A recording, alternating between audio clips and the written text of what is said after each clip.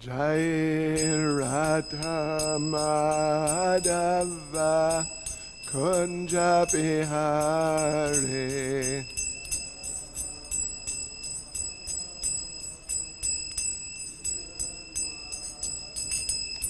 Jaya Radha Madhava Kunja Bihari.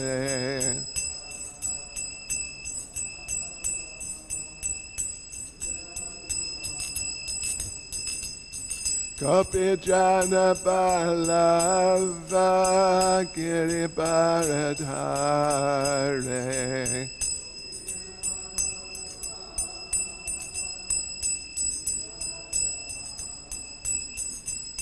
Gopi Jana Ballava Giribharadhare.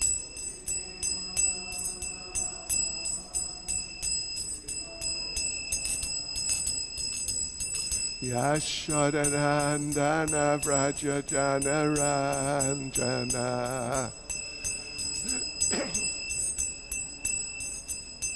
Yashodanandana Vraja Jana Ranjana. Yamunatira Vanachare. Yamunatira Vanachare.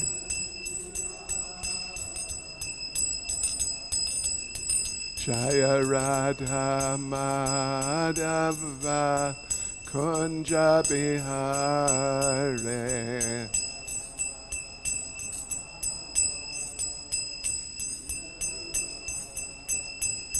Jaya Radha Madhava Kunja Bihari.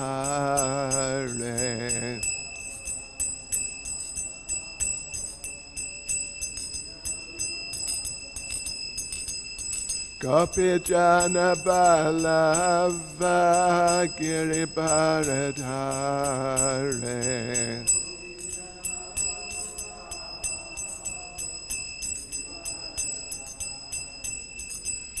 Gopi Jana Ballava Giribharadhare.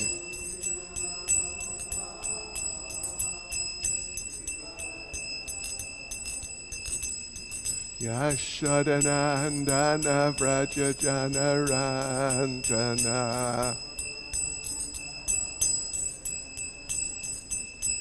Yashodanandana Vraja Jana Ranjana.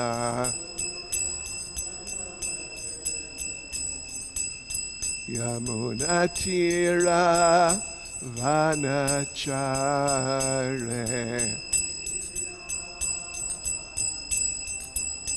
Yamunatira Vanachare.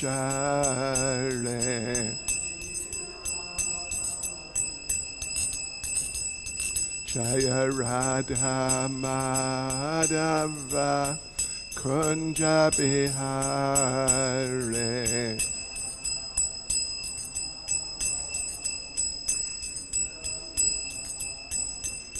Jaya Radha Madhava Kunja Bihari.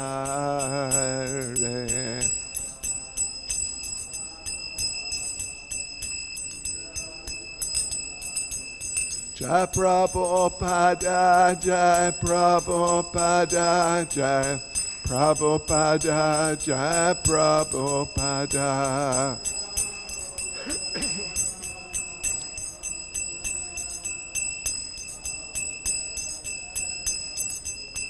Jaya Prabhupada, Jai Prabhupada, Jai Prabhupada, Jai Prabhupada.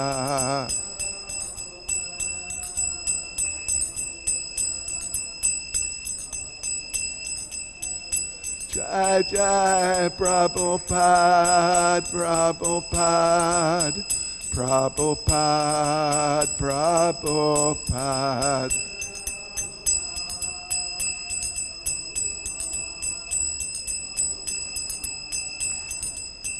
Jai Jai Prabhupada, Prabhupada, Prabhupada, Prabhupada.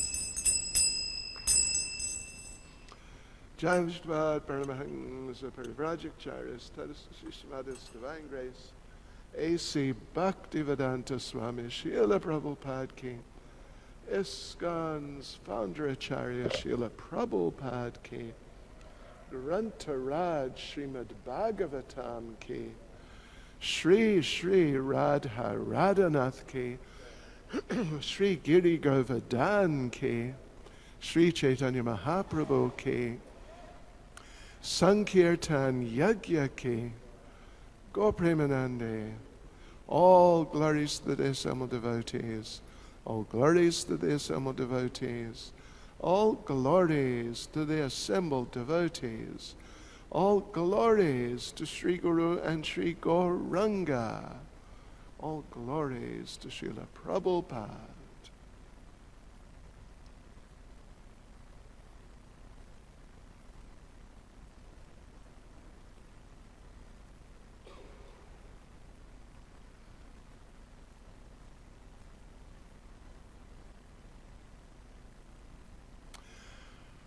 Om Namo Bhagavate Vasudevaya.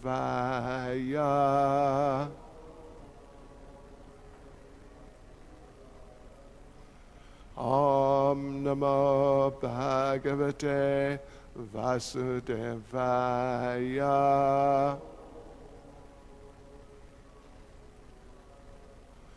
Om Namo Bhagavate Vasudevaya.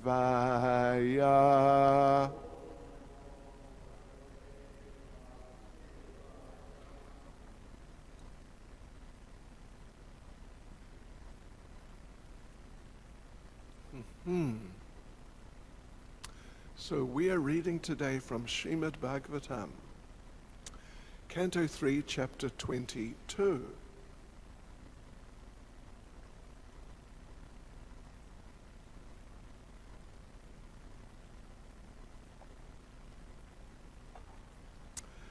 Chapter 22, excuse me, the marriage of Kardama Muni and Devahuti. Text 36.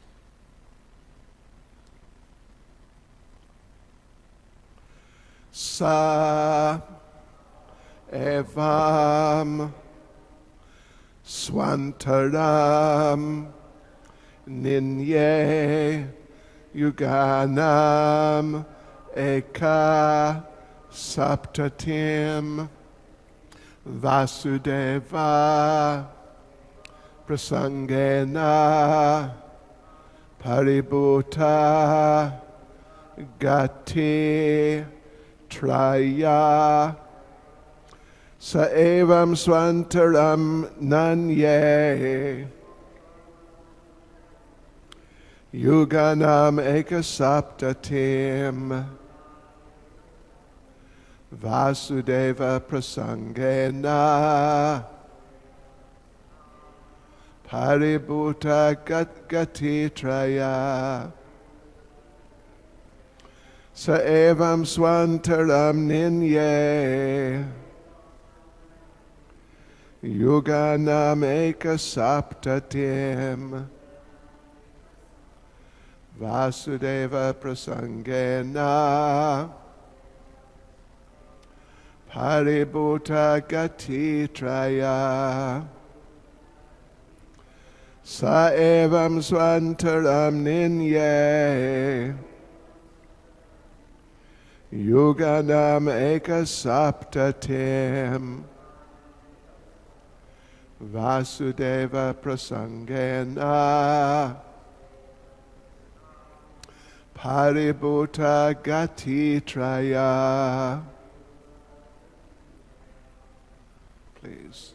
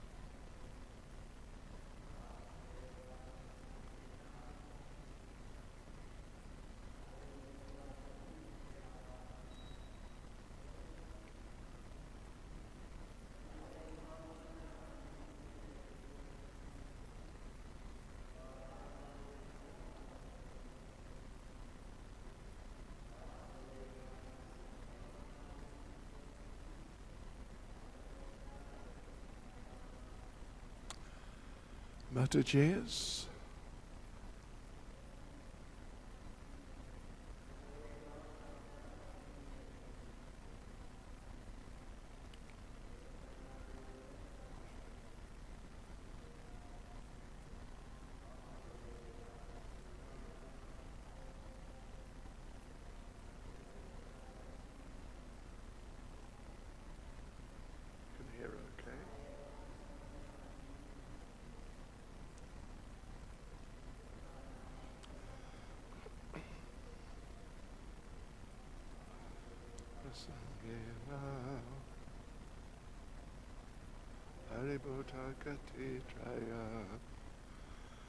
Sa he Swayambhuva Manu evam thus Swaantaram his own period Ninye past Yuganam of the cycles of 4 ages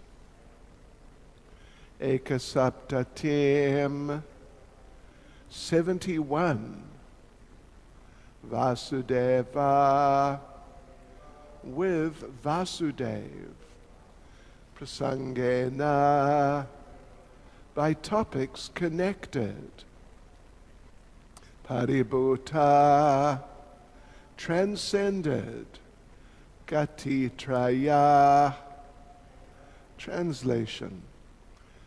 He passed his time, which lasted 71 cycles of the 4 ages, 71 times 4,320,000 years, always thinking of Vasudeva and always engaged in matters regarding Vasudeva. Thus, he transcended the 3 destinations. Purport by Srila Prabhupada. The 3 destinations are meant for persons who are under the control of the 3 modes of material nature. These destinations are sometimes described as the awakened, dreaming, and unconscious stages. In Bhagavad Gita, the 3 destinations are described as the destinations of persons in the mode of goodness, passion, and ignorance. It is stated in the Gita that those who are in the mode of goodness are promoted to better living conditions in higher planets, and those who are in the mode of passion remain within this material world on the earth or on heavenly planets. But those who are in the mode of ignorance are degraded to an animal life on planets where life is lower than human. But one who is Krishna conscious is above these 3 modes of material nature. It is stated in Bhagavad Gita that anyone who engages in devotional service to the Lord automatically becomes transcendental to the 3 destinations of material nature and is situated in the Brahma Bhuta or self-realized stage. Although Swayambhuva Manu, the ruler of this material world, appeared to be absorbed in material happiness, he was neither in the mode of goodness nor in the modes of passion or ignorance, but in the transcendental stage. Therefore, one who fully engages in devotional service is always liberated. Bilvamangal Thakur, a great devotee of the Lord, stated, "If I have unflinching devotion to the lotus feet of Krishna, then mother liberation is always engaged in my service. The complete perfection of material enjoyment, religion, and economic development is at my command. People are after dharma, artha, kama, and moksha. Generally, they perform religious activities to achieve some material gain, and they engage in material activity for sense gratification. After being frustrated in material sense gratification, one wants to be liberated and become one with the absolute truth. These four principles form the transcendental path for the less intelligent. Those who are actually intelligent engage in Krishna consciousness, not caring for these four principles of the transcendental method. They at once elevate themselves to the transcendental platform, which is above liberation. Liberation is not a very great achievement for a devotee, to say nothing of the results of ritualistic performances in religion, economic development, or the materialistic life of sense gratification. Devotees do not care for these. They are situated always on the transcendental platform of the Brahmabhuta stage of self-realization. So I'll read the verse again. Sa evam swantaram ninye yuganameka saptatim vasudeva prasangena paribhuta gati traya. He passed his time, which lasted 71 cycles of the 4 ages, 71 times 4,320,000 years. So he passed that time always thinking of Vasudeva and always engaged in matters regarding Vasudeva. Thus he transcended the 3 destinations. Nama Om Vishnupadaya Krishna Prestaya Bhutale Srimati Bhaktivedanta Swaminiti Namane Namaste Saraswati Deve Gauravani Pracharane Nirvishesha Shunyavadi Paschatya Deshatarane Sri Krishna Caitanya Prabhu Nityananda Sri Advaita Gadadha Shivasati Gaura Bhakta Vrinda Hare Krishna, Krishna Krishna, Hare Hare, Hare Rama, Rama Rama, Hare Hare. Vanchakalpatarubhyascha kripa sindhubhya evacha patitanam bhavanebhyo vaishnavebhyo namo namaha. Hare Krishna. Yes. So now, this is the last verse about Swayambhuva Manu, at least, really focusing on him in terms of what's developing, the upcoming marriage of Kardama Muni and Devahuti, and then also the vivid descriptions we've read in the last some number of verses about how he was living, the wonderful conditions there in his capital city, Barhishmati, and just how he was conducting himself and how he was ruling and directing and guiding the citizens in his country or in Barhishmati, and just how exceptionally wonderful that all was. So he carried on like this, as we read in this verse. Everything was going on for his whole lifetime. Manu lives for 71 cycles of the 4 ages. There are 1,000 cycles. There's 1,000 cycles. And there are 13 manus. So if you multiply 71 by 13, you get whatever you get. What do you get? 71 times 13. Oh, there's 14 manus. Sorry, excuse me. So what do you get there? 14 manos.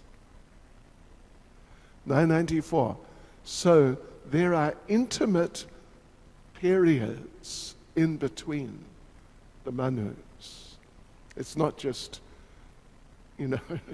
just cut off and then immediately on the spot the next one takes over. There are some little gaps, just sort of, I don't know, what would you say, what do they call it? When someone is getting introduced, a handover period. So they have handover periods. It is. It's like that. So, but he spent that whole time just always fully Krishna conscious, not sometimes Krishna conscious, and not trying to hang in there in Krishna consciousness somehow or other, as they say, by the skin of their teeth, of his teeth. Teeth don't have skin. But, not like that. Fully Krishna conscious. He was simply absorbed in his relationship with the Lord, thinking of the Lord, serving the Lord, glorifying the Lord, engaging the citizens in the service of the Lord, and working with his close associates to see that the whole kingdom went on. Well, he was, as Prabhupada mentions here, what did Prabhupada say? The ruler of this material world. So doing everything within his power to see, and this of course, this was right at the beginning of the universe, but doing everything in his power to see that Krishna consciousness was just flourishing throughout the universe and in the life of every inhabitant, and if not every, because there were some Kali Yugas. Shri Radha Radhanath, Shri Giri Govardhan, Shri Caitanya Mahaprabhu Ki Jai. Yeah, there were some Kali Yugas there. 71 Kali Yugas to be precise. And, we all know what Kali Yuga is like. And we have no reason to believe or think that those 71 Kali Yugas were any better than this one. So anyway, you know what I mean. Maybe they had a few lockdowns too. One imagines it's not the first one that ever happened. But anyway, at least in his immediate area, Barishmati itself, it was just fully Krishna conscious.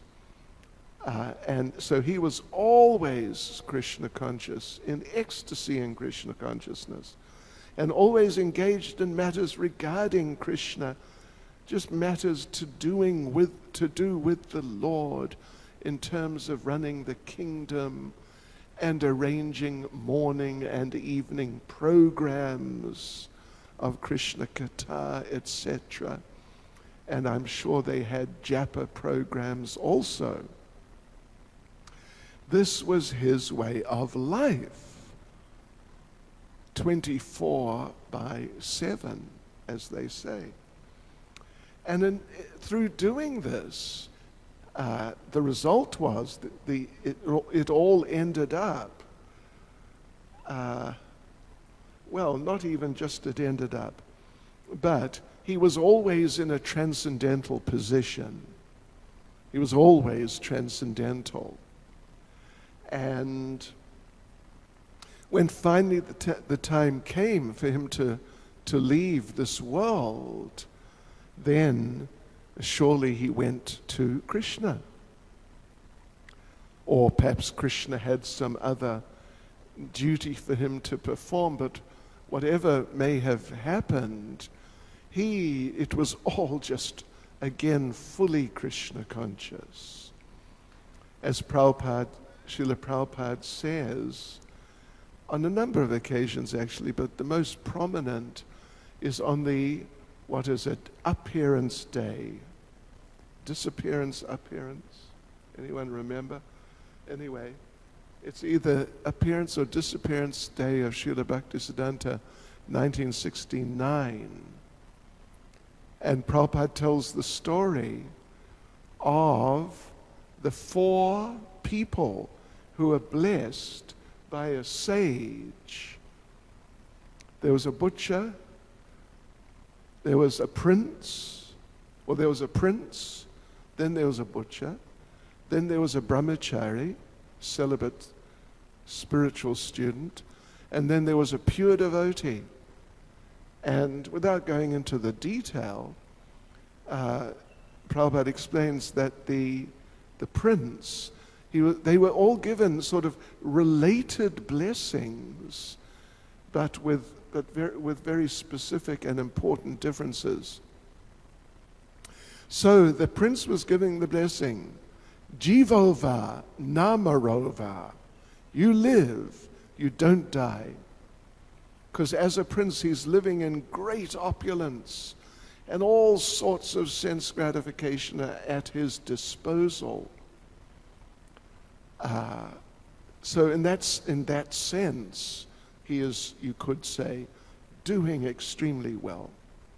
However, there's another side to it, and that is by engaging in all this sinful activity, illicit sex life, gambling, intoxication, and so on, which he was doing, he's incurring all this terrible karma.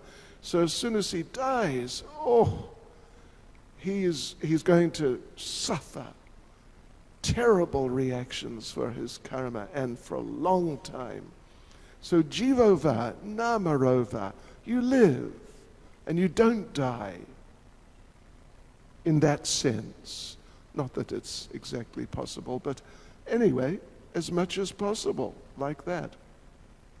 Then the butcher, who's, anyway, we all know, doing what butchers do, and Srila Prabhupada really becomes a little quite intense as he's explaining that, see his blood-stained hands, see the ghastly scene, Prabhupada says, with some real emotion in it. So horrible. So the sage blesses him. Na jiva, na marova. Don't live and don't die. Because you're living such a life. It's just, you cannot live like that. You cannot live like that, so don't live. But when you die, your karma, it's going to be worse than the prince. So definitely don't die. So don't live and don't die. And then the brahmachari, celibate student in Krishna consciousness, na jiva marova. Na jiva, don't live, die. Get it? Get me? Okay. Because as a brahmachari student, particularly in those days, today also, but in those days they'd live with the spiritual master. These days we also live with the spiritual master, but there's a subtle sort of aspect to it of associating with him via his instructions and remembrance and service like that. So therefore, all facility for Krishna consciousness is there.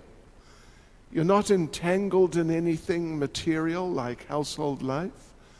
You're sort of free in Krishna consciousness and remembering Krishna all the time. So, if you die now, you'll go to Krishna, because you're just fixed in Krishna consciousness. But if you live on, then, as generally happens with the great majority, you'll become a householder, and then you really get entangled, generally. You really get entangled in household life, maintenance, children, and all these responsibilities. And you may forget Krishna.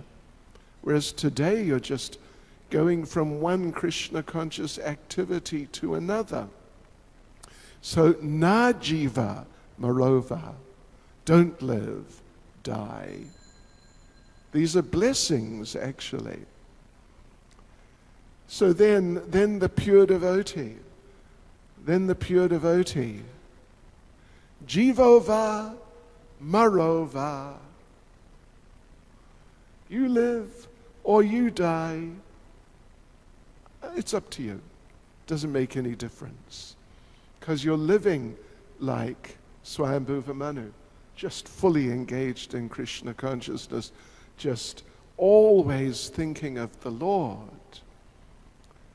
So you're living like that, beyond the modes of material nature, on the transcendental platform.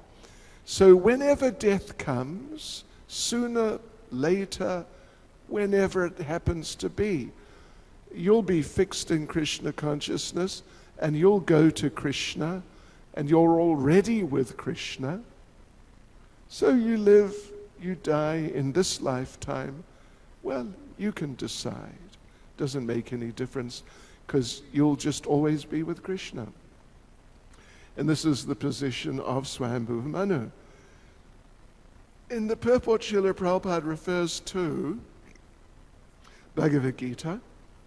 Anyone who engages in devotional service to the Lord automatically becomes transcendental to the three destinations of the material nature, meaning in this context the three modes, and the destinations of people who are in the different particular modes which Prabhupada read about. So, yeah, that's 1426. Bhagavad Gita 1426. Mam chiyo vyabhicharina bhakti yogena sevate sagunan samati chaitan brahma bhuyaya kalpate. That one who engages in full devotional service, it's got to be full devotional service like Swayambhuva Manu, just fully engaged. One who engages in full devotional service, unfailing under all circumstances. There may be challenges, there will be challenges while one is in this world, but such a devotee remaining fixed in Krishna consciousness, whatever happens in his or her life, then Krishna says, at once transcends the modes of material nature and comes to the level of Brahman. Or in other words, transcends the modes of material nature. So, like this. And Srila Prabhupada goes on to make the point that anyone who's engaged like this is on a higher platform, being in pure Krishna consciousness always, at all times and in all ways. That person, that devotee, goes beyond the liberated position of the other transcendentalists, the non-devotee transcendentalists, which of course particularly means the impersonalists, but it may also refer to some mystics and people like that. But mainly it's the impersonalists. So it's just like in Bhagavad Gita chapter 7 verse 3, where Lord Krishna explains how few people are interested in spiritual life in this world. And he says, even those who achieve the perfection of spiritual life, which in that context means that perfection is Brahman realization, specifically an impersonal type of realization, beyond the modes of material nature, at least for the time being. But out of those who have actually realized this, become perfect in this, very few come to approach Lord Krishna and become devotees and eventually go to Krishna and become his eternal associates in Goloka Vrindavan. It is a higher position. So for them, as Prabhupada explains here, they are struggling. They struggle at least to become liberated, but then after some time, they fall from their liberated position. Not generally, they all fall. They all fall because there's a certain type of very subtle contamination, but it is quite strong, but it's kind of hidden. It becomes hidden when they very seriously practice some impersonal process, but it remains there in the heart under this sort of fixation with the impersonal. And that fixation with the impersonal becomes so strong that they become liberated and go into the Brahman. But because that contamination is there, eventually, well, as they say, what goes around comes around. Yeah. And sooner or later it catches up with them. Even though it's hidden underneath this very intense absorption impersonally, but it's still there. And like everything in this material world, there's a cyclical process which goes on, and in time it comes up to the surface again. And that is, as stated, there's a verse, it's 10th chapter, 10th canto, chapter 2, verse 32, that yen ye ravandaksha vimuktamaninas tvayasta bhavad avashuddha buddhaya arura kritrena parampadam tata patantyado nadrita yujmad angrayaha. That even though they achieve that position of apparently being liberated, but it's not really a liberated position, and therefore patantyada, they fall down again. Why? What is the particular factor which stimulates them and their situation so they fall?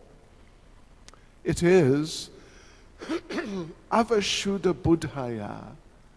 They have impure intelligence, and specifically, they have no regard for the lotus feet of the Lord. They don't appreciate the Lord. They don't appreciate his lotus feet, and that catches up with them, and they fall back into material life. Yeah.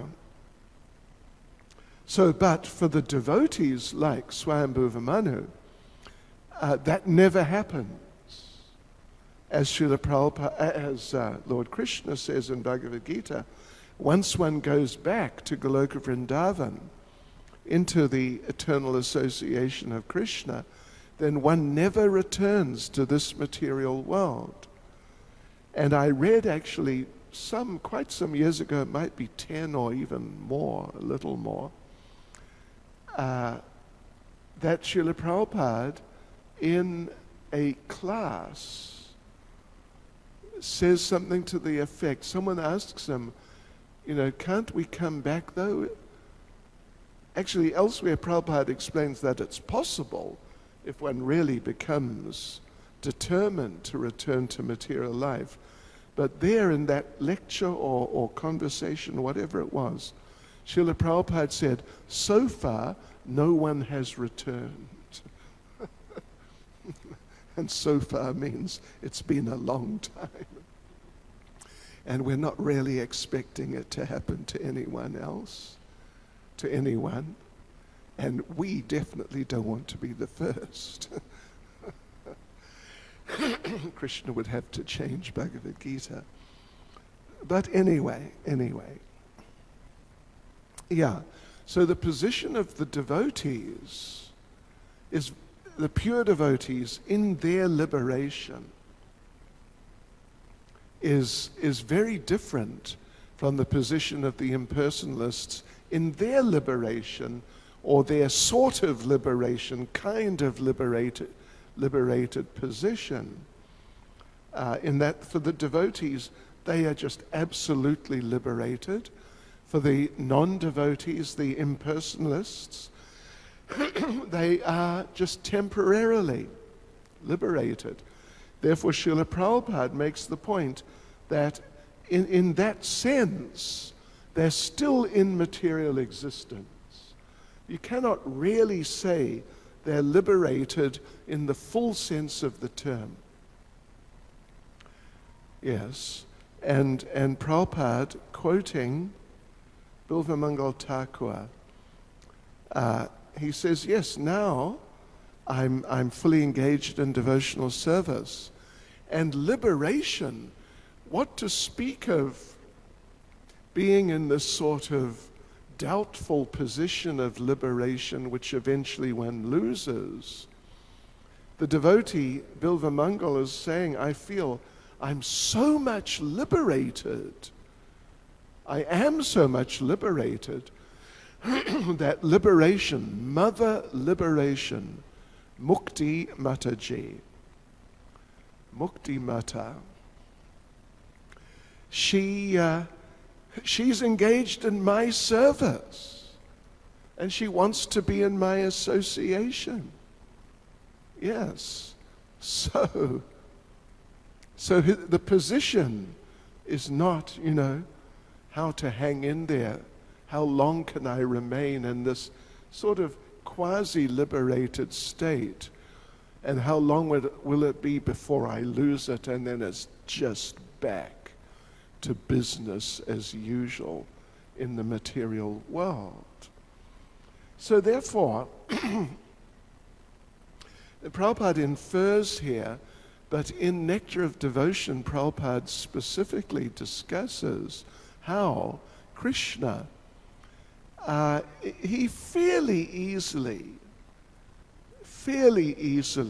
gives liberation and material sense gratification. It's not so hard. But he's very careful about who he gives devotional service to. He doesn't just give it to anyone and everyone. Of course, that's Lord Krishna. Lord Caitanya is in a different frame of mind. And he is just sort of more or less so liberally, almost just closes his eyes and just gives it to whoever. But the general idea is, and this is what's explained in Nectar of Devotion, is that Krishna is very careful who he gives devotional service to, because he knows that when I give devotional service to someone, it means sooner or later, it may take a while, it depends on the determination of the person and it depends on the person, but sooner or later, because even if they fall down at some point, they'll come back and carry on. So sooner or later, I'm going to have to live with this person forever. Yes, just think about that. I mentioned the other day how Ravindra Swarup Prabhu, anyway, very great and extremely wonderful and senior devotee, somehow or other he got into a situation where he and one other devotee, either living in the same temple or not far away, there was some sort of unpleasant atmosphere between the two of them. Yeah, something like that. And one day, he was listening to a class by Srila Prabhupada. And that devotee happened to be perhaps right in the same class. but just he could see that devotee. And Prabhupada said, yes, we will all be together. We will have another ISKCON in Goloka Vrindavan. And at that moment, Ravindra Swarup Prabhu sort of looked up and saw that devotee. And his spontaneous reaction was, oh no. But then he thought, wait a minute, I got to get out of this frame of mind. Yeah. So,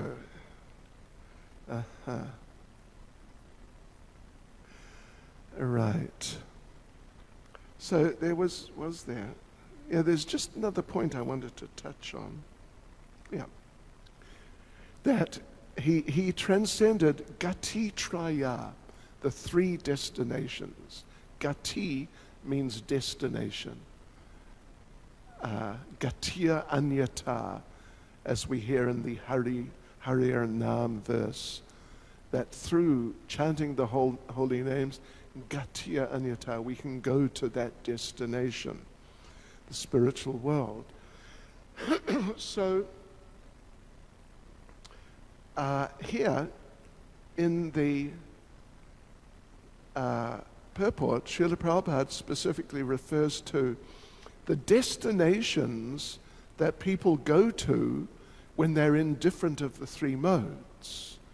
Mode of goodness, heavenly planets, passion, maybe on this level again, to try to enjoy again. Tamagun, mode of ignorance, maybe animal species or hellish, something like this. This is the basic idea. Of course, there's so many variations. There's definitely the basic idea as presented in Bhagavad Gita. But I just happened to have a look at Srila Vishwanath Chakravarti Thakur's commentary on this verse. And he mentions also the three miseries. The three miseries. Adibhotik, Adhyatmic, Adidaivik. These three miseries which were mentioned some days, just not long ago at all. I think they were. Anyway, maybe Nectar of Instruction we've been reading. So Adhyatmic, miseries coming just from your own body and mind.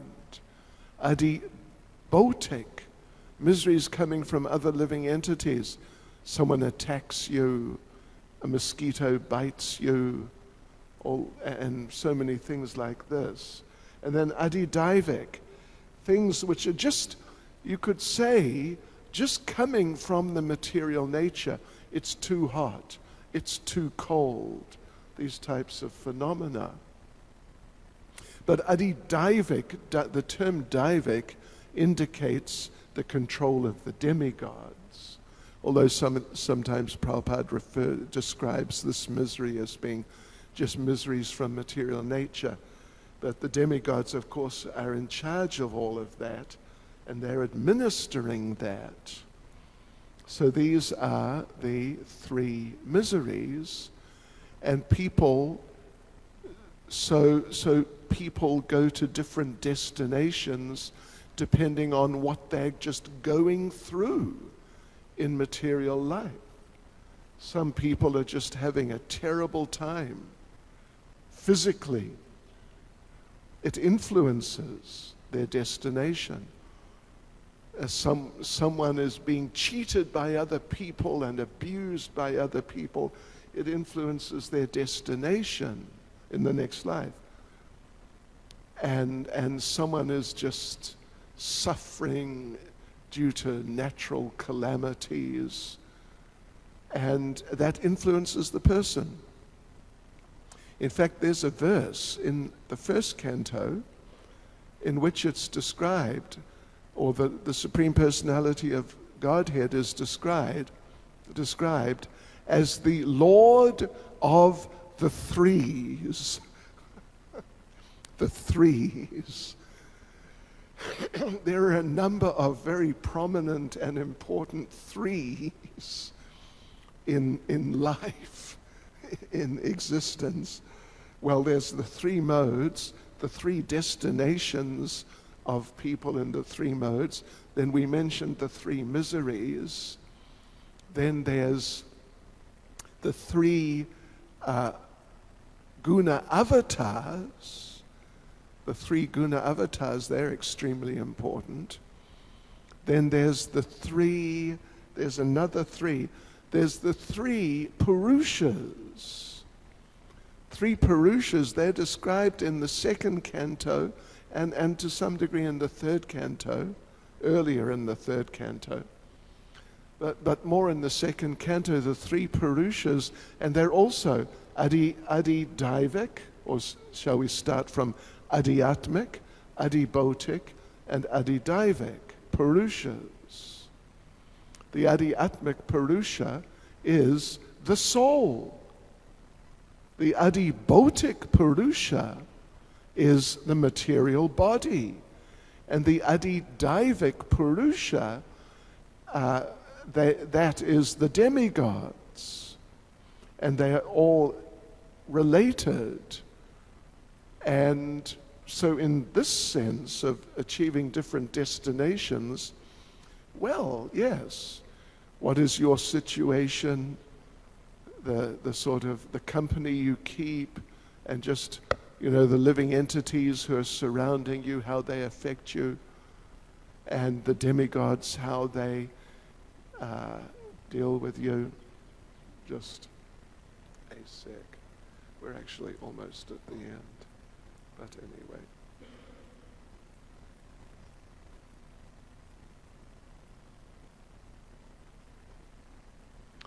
Instagram is coming back.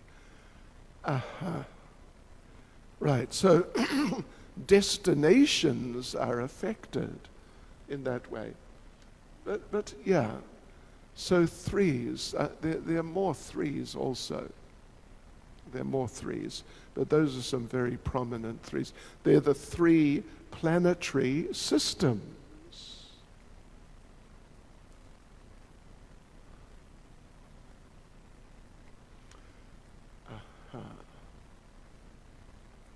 Yes.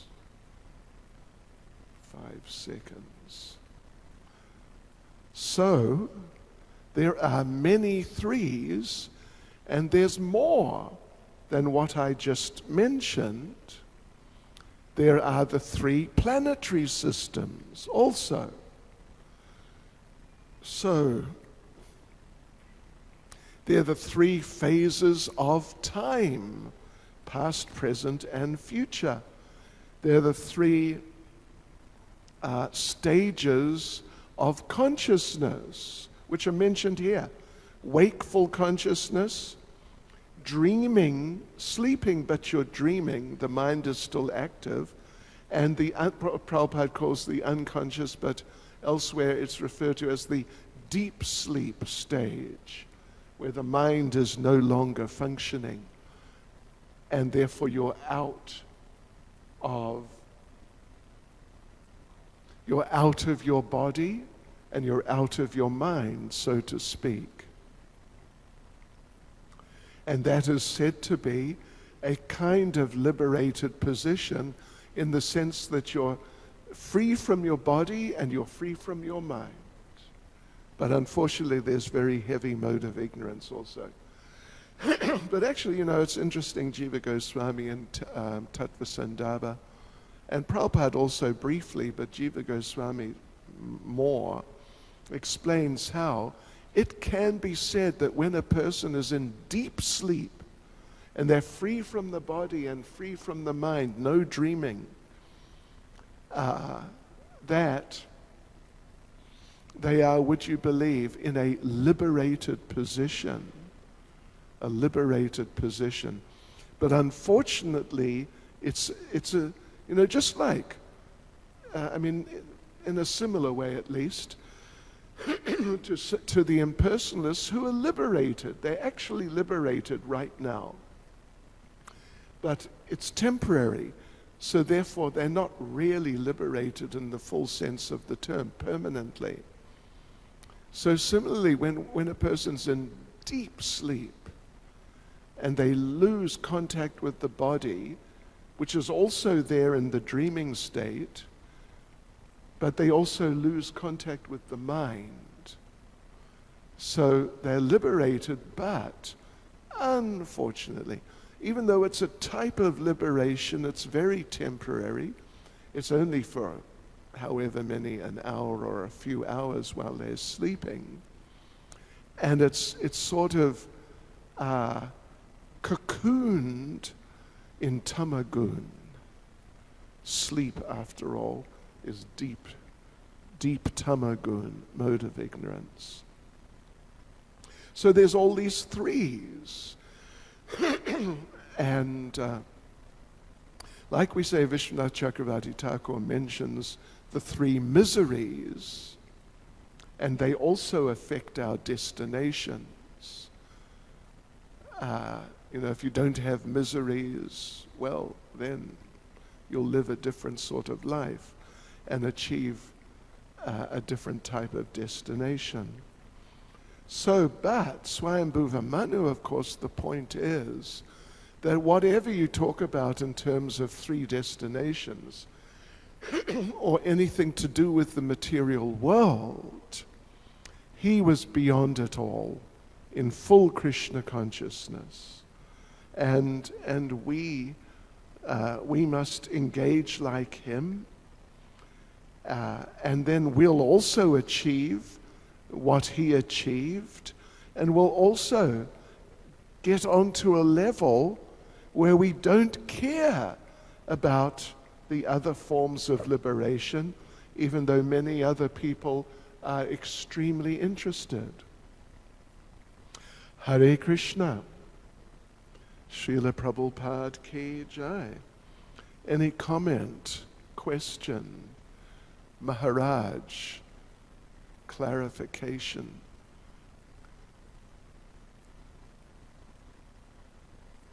Jagannath. No, today. What happened? What's wrong with you? He always has a question. Okay, Hare Krishna. Srila, oh yes, okay. I glanced over there.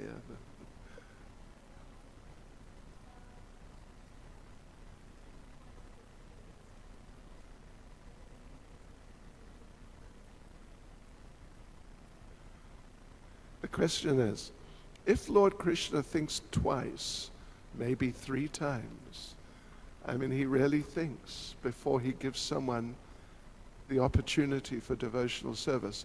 So does that mean that Lord Caitanya is giving it indiscriminately, right? More or less. Well, yes. Yes. He is giving it indiscriminately. However, there is a, what do they call it again? Caveat. A kind of catch-22 almost. Not quite. It's not quite catch-22, but it's definitely a caveat. Is that, so now you've got it, like you. You've got devotional service. He sort of, what would you say, inspected you, studied you, thought about you, seriously. And then he decided, okay, I'm going to give this one devotional service. And you got it, actually. But then after that, there were many cases like Jagai and Madai even, and in those days when Lord Caitanya was present and his other, extremely amazing associates were present, there were cases where people just on the spot, like Jagai and Madai particularly, went from just terrible condition, much worse than you, to pure devotional service, just like very elevated level. Very elevated level. When you read in Chaitanya Bhagavat about Madai, what happened to him, how he changed, and the devotee he became, It's more than so many, really more. It's really more. But our experience is, in the current day, that the Lord gives. He gives. But then He keeps kind of prodding you to that, there's sort of latent materialism within us. There's our conditioning and habits and conceptions. And the Lord puts us through a process of in many cases, coming to grips with these and actually having to consciously put them aside, consciously deciding, I am not going to do this again. And then actually trying to do like that. So there's a process of bringing us to a higher point. Even though we got devotional service, you could say Krishna studied you, and seriously, I'm sure he did. But then Lord Caitanya maybe accelerated the process. So you've got devotional service. There you are, doing wonderful devotional service. But I'm sure you're going through your things from time to time. Who is here or anywhere in ISKCON who could say they're not? No truthful devotee could say they're not going through any, things for purification. Yeah. And that's to bring us to that point, to higher levels, and ultimately to the highest level. And if we carry on, and if we're perseverant and very sincere and serious, then by the mercy of Krishna and Lord Caitanya and Prabhupada and various others, we definitely can come to the point where we will be acceptable to become citizens of Goloka Vrindavan. Just like you've got to go through certain things. I mean, if you're from a third world country particularly, to be able to become a citizen of America, particularly, anyway, some of these countries, wealthy countries. Yeah, so you've got to go through some things and get onto a higher level before you'll be an acceptable citizen in Goloka Vrindavan, but it can be done. And that's Prabhupada's program, and that's Lord Chaitanya's program. And you and we even have been accepted as trainees to go through it. Oh, Krishna, what happened? All right. Oh my gosh. Oh, I see. 3 questions from the internet.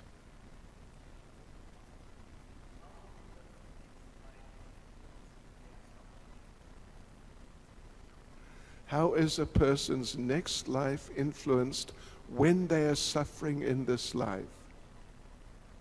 Okay, yeah, all right. Well, it depends how one responds to those sufferings. It really does. If you, like Krishna says, Bhagavad Gita chapter 7, what is it, verse 14, I think, or 16 maybe, that 4 kinds of pious people begin to render devotional service, and one of them is a suffering person. Yes. But then Prabhupada in the purport there explains that, it depends if the suffering person, really turns to the Lord and really stays with it or not. And Prabhupada mentions some people who are suffering, they commit suicide. And some become addicted to some form of intoxication. Some go insane. Some, Prabhupada says, some join extreme political organizations, either there or somewhere else. So it depends. But in many cases where people are suffering, they turn to God. And if in that turning to God they get the association of devotees, then they can become devotees and then go back to Godhead. But otherwise, well, I mean, it's sort of self-explanatory. If they commit suicide because of their suffering, which is generally by far the main reason people commit suicide, then they would become ghosts. And if they become alcoholics or drug addicts, then it's some other sort of very tamagun type of birth they'll get. And so on. One would just need to think about the specific, the condition in which they're living, which is forming the consciousness which they're going to take birth according to in the next life. And what's the next one?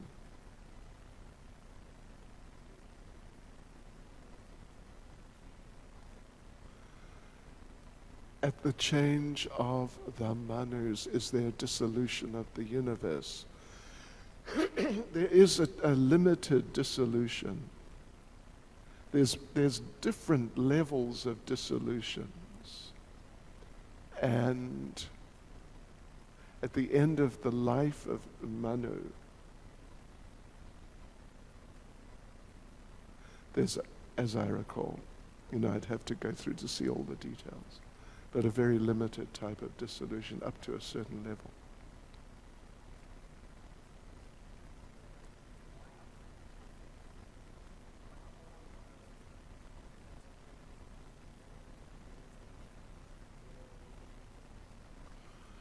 What causes a person to fall prey to the modes of material nature, although they're engaged in devotional service? Yeah.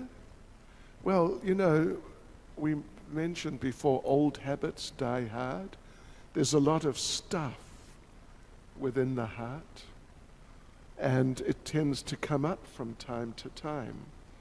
And if some of it comes up, and it may be some memory of what one did when one tried to enjoy in the past, it may catch the person's attention, and then they may become attached to it again.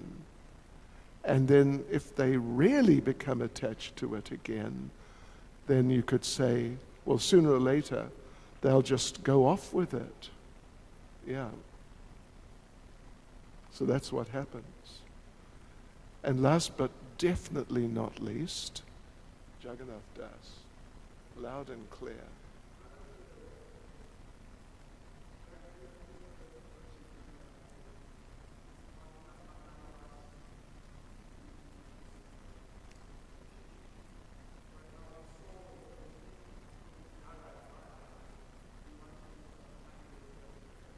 Okay.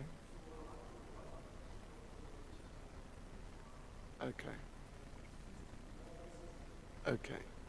All right. This is a nice question.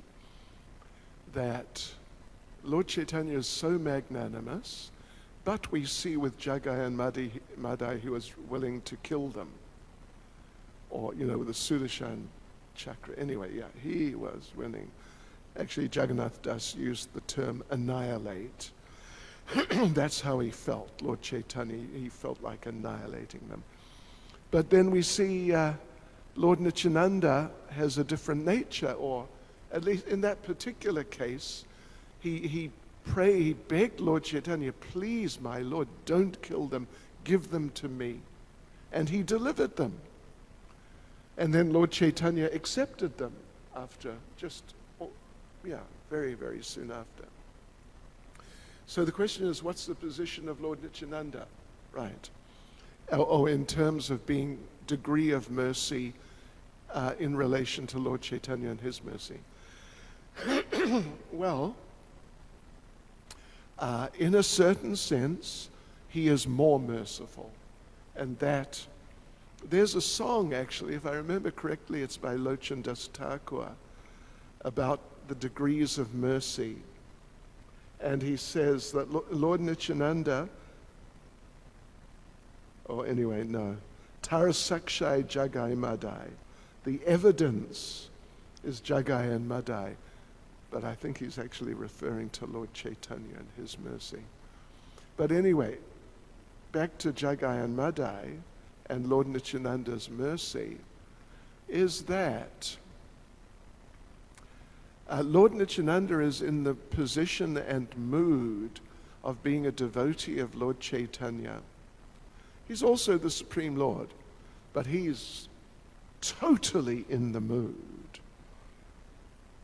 Almost, you could say it looks like obsessed with being a devotee and servant of Lord Caitanya.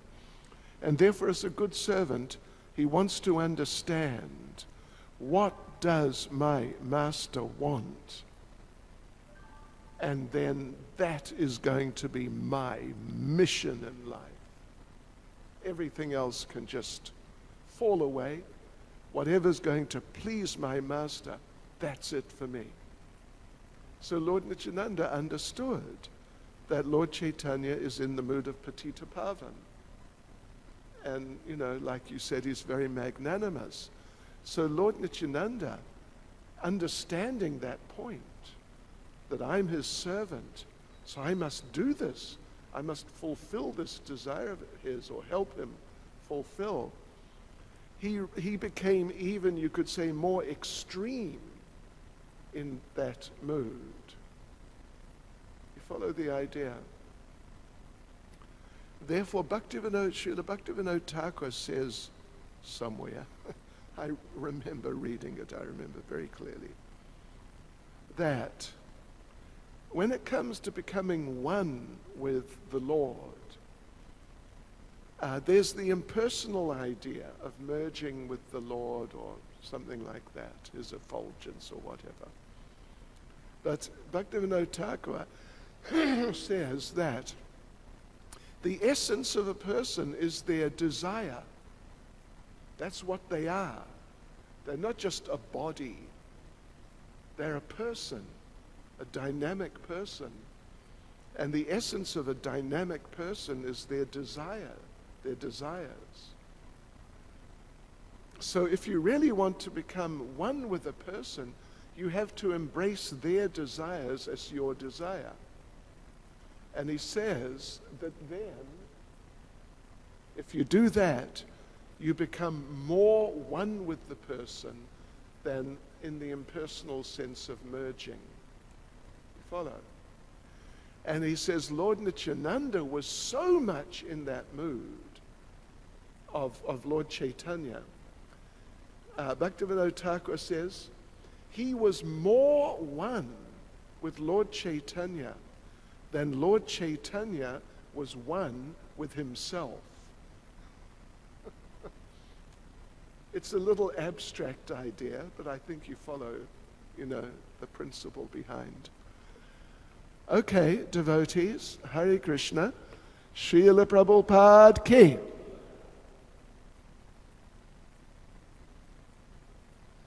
And thank you very much, Hare Bol.